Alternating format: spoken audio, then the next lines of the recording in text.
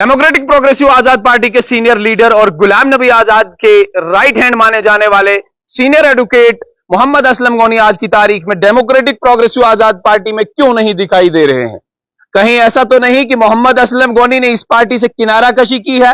या फिर ऐसा तो नहीं कि मोहम्मद असलम गौनी इस पार्टी से किनारा कशी करने वाले हैं। तमाम सवालात जो है आज की तारीख में आम जनता डेमोक्रेटिक प्रोग्रेसिव आजाद पार्टी के चेयरमैन गुलाम नबी आजाद से पूछ रही है। आप सभी लोग जानते हैं कि जब यह पार्टी बनी थी,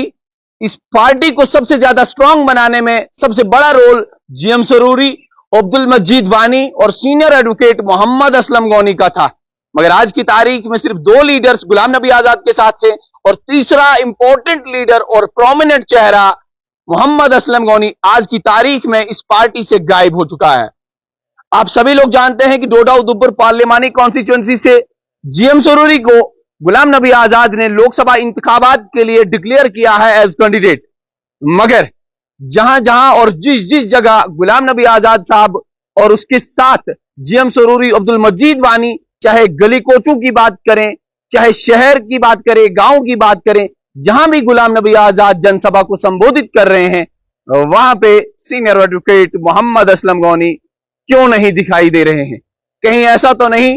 कि मोहम्मद असलम गौनी ने इस पार्टी से किनारा कशी की है, या ऐसा भी हो सकता है कि सीनियर एडवोकेट मोहम्मद असलम गौनी ने इस पार्टी को छोड़ दिया हो। वसूख जराए से मालूम यह चल रहा है कि सीनियर एडवोकेट मोहम्मद असलम गौनी ने जब गुलाम नबी आजाद से पार्लियामानी इंतखाबात की बात की, तो मोहम्मद असलम गौनी ने गुलाम नबी आजाद को यह कहा कि आने वाले इंतखाबात में हम इंडिया अलायंस का हिस्सा बनेंगे, जिसकी वजह से हमारी पार्टी और भी जम्मू कश्मीर के अंदर स्ट्रांग होगी। हमें यह चाहिए कि हम जम्मू कश्मीर से 5 की 5 जो पार्लियामानी सीट्स यहां पे हैं, उन तमाम सीट्स पे अपना कैंडिडेट खड़ा करेंगे। मगर जब गुलाम नबी आजाद ने यह नहीं किया, उन्होंने सिर्फ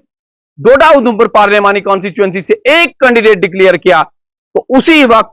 जराए ये कहते हैं कि मोहम्मद असलम गौनी ने वो मंच छोड़ दिया, वो दफ्तर छोड़ दिया, और उसके बाद मोहम्मद असलम गौनी इस पार्टी के साथ कहीं भी दिखाई नहीं दे रहे हैं। आप सभी लोग जानते हैं कि अगर हम भद्रवाह कॉन्स्टिट्यूएंसी की बात करें, तो भद्रवाह कॉन्स्टिट्यूएंसी में कहा यह जा रहा था कि मोहम्मद असलम गौनी ही एक ऐसे कैंडिडेट हो सकते हैं जो डेमोक्रेटिक प्रोग्रेसिव आजाद पार्टी की तरफ से स्टेट लेजिस्लेटिव असेंबली का इलेक्शन लड़ सकते हैं, और वो भी भद्रवाह कॉन्स्टिट्यूएंसी से। मगर आज की तारीख में जब लोकसभा के चुनाव हो रहे हैं और 19 तारीख को चुनाव होने वाला है, पिछले 1 महीने से लगातार डेमोक्रेटिक प्रोग्रेसिव आजाद पार्टी हर सियासी गली में घूम रही है, हर गांव और शहर में घूम रही है, मगर यह चेहरा आज की तारीख में उनके साथ मौजूद नहीं है। वसूख जराए से हमें यह भी मालूम चला है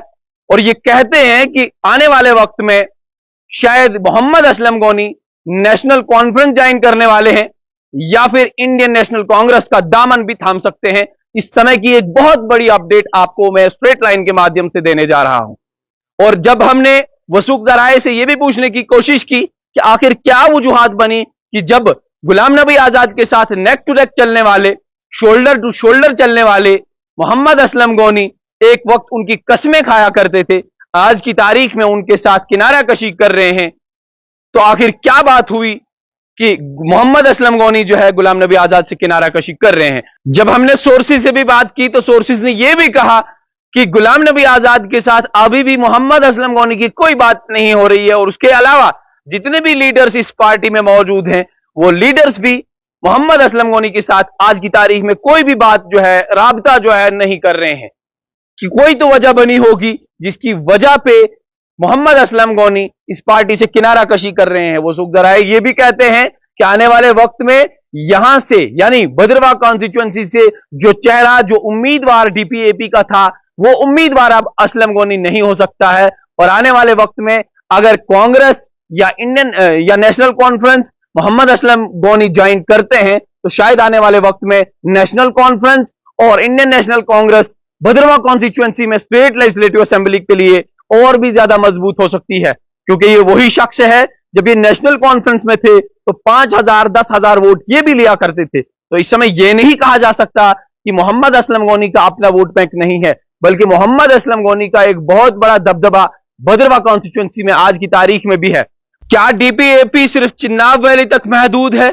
जिस तरीके से चिनाब वैली में लगातार जो लोग इसमें आ रहे थे वही लोग जो है वापस भी जा रहे हैं, कभी ज्वाइनिंग हो रही है, कभी किसी को निकाला जा रहा है, तो क्या इस तरीके से डेमोक्रेटिक प्रोग्रेसिव आजाद पार्टी स्ट्रांग रहेगी या नहीं रहेगी? हालांकि ये इंतखाबात जो अभी डेमोक्रेटिक प्रोग्रेसिव आजाद जो है लड़ रही है, ये पार्लियामेंट के इंतखाबात हैं, मगर इस तरीके से जिस तरीके से लोगों की आवाजाही होती आ रही है, इस तरीके से अगर यही सिलसिला डेमोक्रेटिक प्रोग्रेसिव आजाद पार्टी में चलेगा तो फिर कहीं ना कहीं एक बहुत बड़ा सेटबैक जो है आने वाले वक्त में स्टेट लेजिस्लेटिव असेंबली में इस पार्टी को देखना भी पड़ेगा। फिलहाल